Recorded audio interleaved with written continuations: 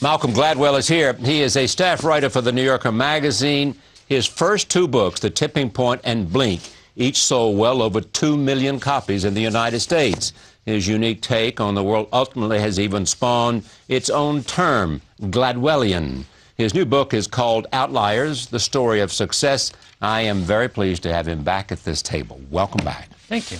Now tell me, I said to you as you sat down, I am fascinated by performance and success in terms of the essence of it. And how do you get there? Not that there's a magic formula, you know, but what can we understand about it? Yeah. No, it's this sort of perennially interesting question. And there are so many different answers depending on who you ask and when you ask them. And that's why we keep returning to it. If it was some little simple algorithm we could apply, it wouldn't capture our imagination in the same way.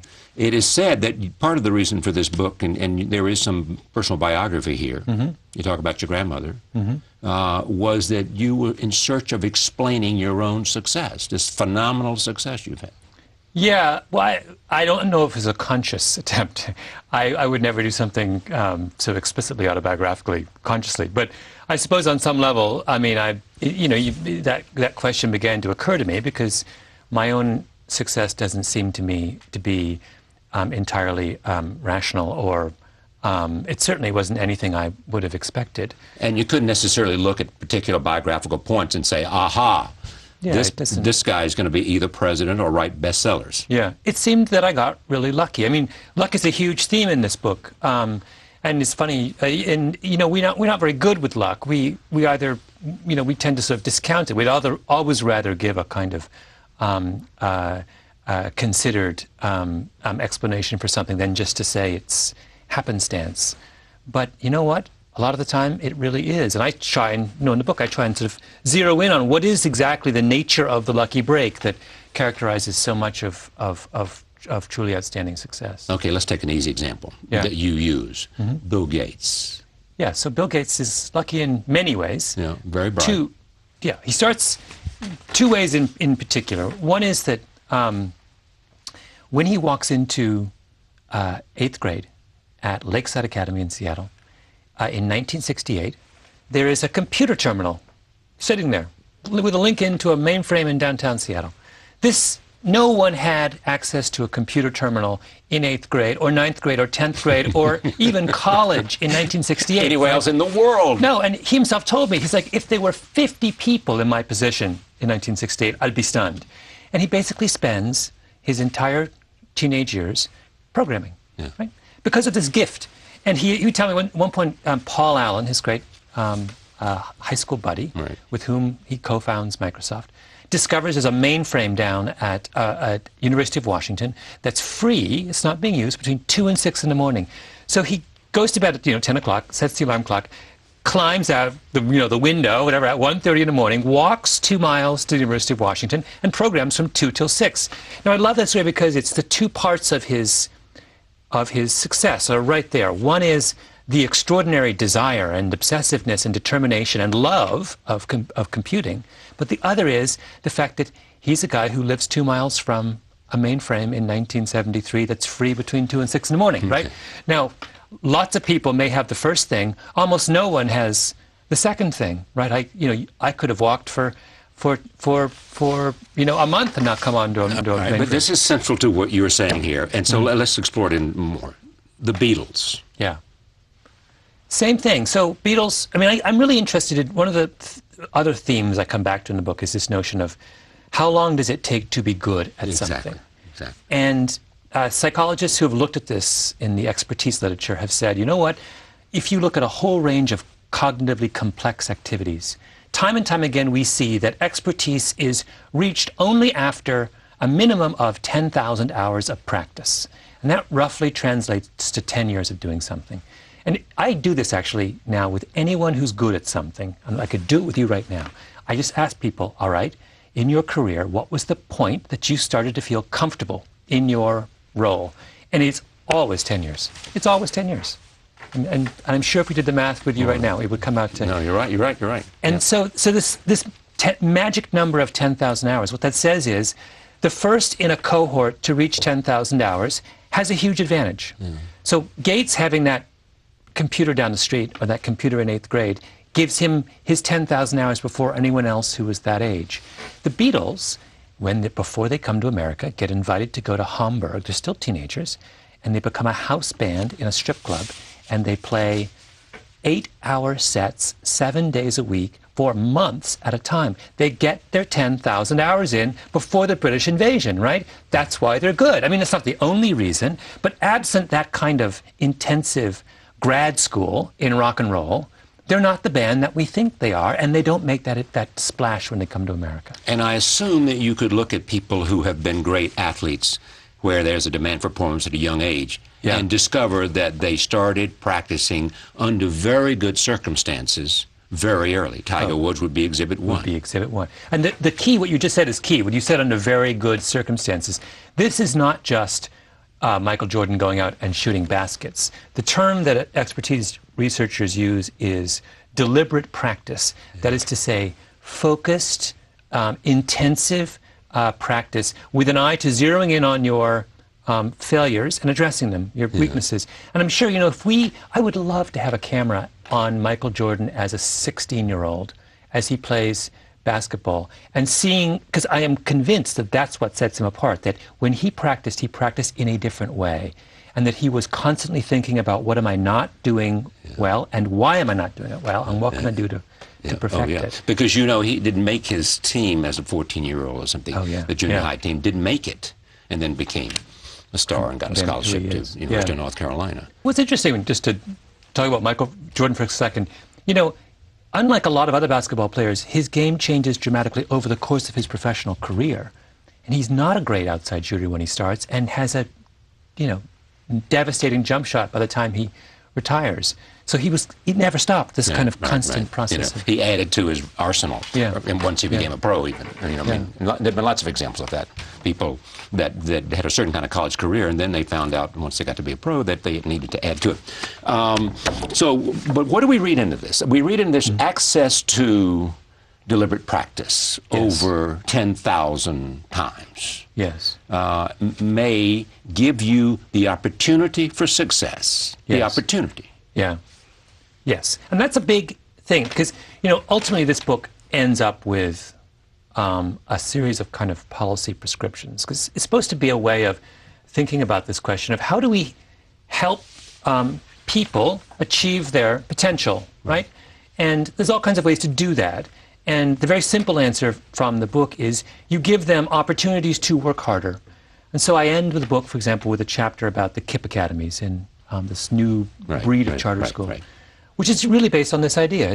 There's nothing fancy about what they do. What they do is extend the school day, extend the school year into the summer, have school start at 7 and go until 6 at night, and have them come in on Saturday. And for kids who want to work harder, they will give you that opportunity. And the insight is that kids who want to work hard can't work hard unless there's a school there to do it. That's true, too. But, what separates the kids who want to work hard from those that don't? I have one of the chapters in the book is about Jewish lawyers. Yes, exactly. It's wonderful. And it's all about this group of men who rise from the Bronx and Brooklyn, children of immigrants from Europe, grew up, parents in the garment industry, grew up in the tenements. In the 1930s. In the 30s and 40s, and end up at the top of the legal profession in New York. Now, this is what this is hunger, right?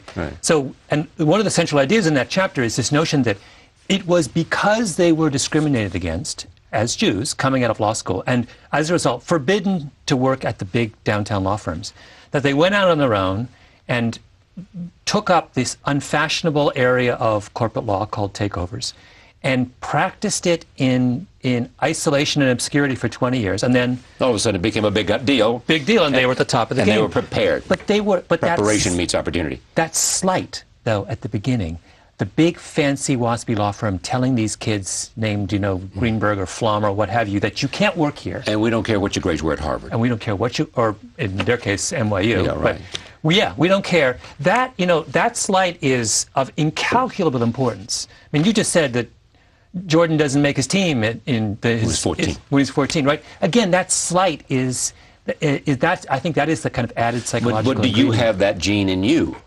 Did I have it? I don't think I've ever had a slight, but I'm not... Not a slight. I mean, I don't think it has to be born of a slight. No, I think it can come from... And that's the intriguing question. Now, I just saw Rolling Stone. Rolling Stone has got a list of the 25 greatest singers, okay?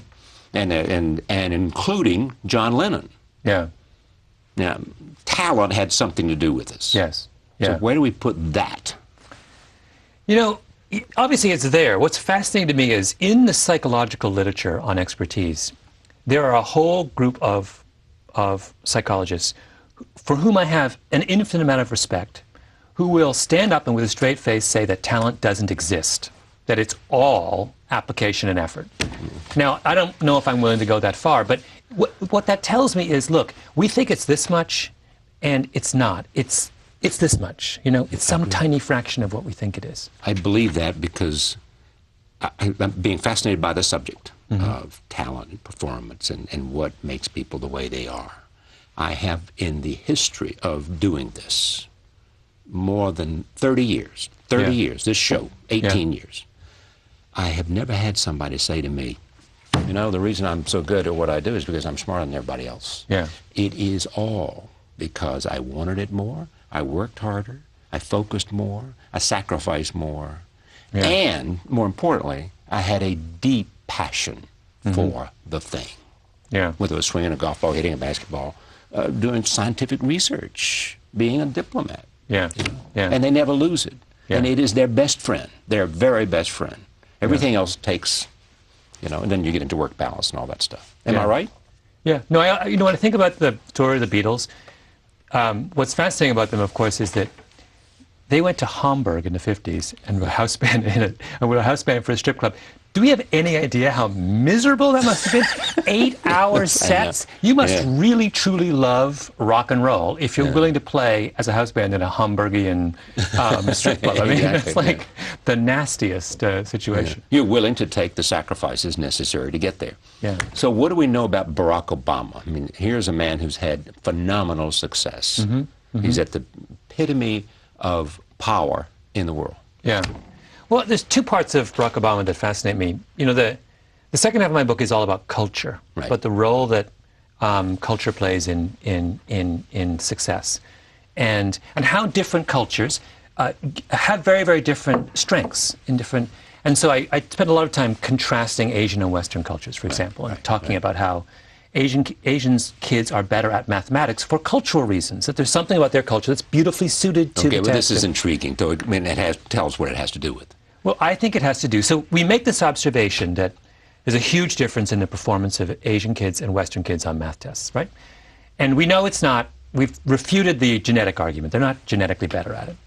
And we also know that from a series of psychological tests that they work harder, and that's the key. They're just simply willing to persevere more. The application of effort is greater.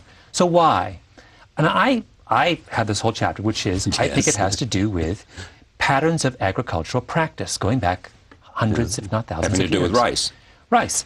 My father's European peasant ancestors, who were, in the wheat fields of northern England, probably worked 1,000 hours a year and had lots of holidays and were drunk most of the winter and sleeping and worked till noon every day, right? Their Chinese counterparts in that same period were working 3,000 hours a year, weren't drinking off the afternoons, and weren't sleeping through the winter. They were putting in a second crop of rice. Rice cultures are renowned for the fact that rice is infinitely more labor-intensive than traditional Western agriculture. And I think that if a culture engages in that kind of intensive work for 1,500 years, it doesn't go away. And so you take that child who is the product of that kind of culture. It makes you good at math. You sit that child down in front of a calculus problem, and they're going to approach it differently. And some people laugh when I give this theory, but here's the thing: no one has a better theory, right? We don't have any other explanations. I know. And the difference between Asian and Western performance is not this much; it's this much. It's enormous, right? I mean, that's always a very good question and a good argument. Okay, maybe I'm wrong. What's the better idea? And nobody says. Someone's got to give you a better idea. Okay.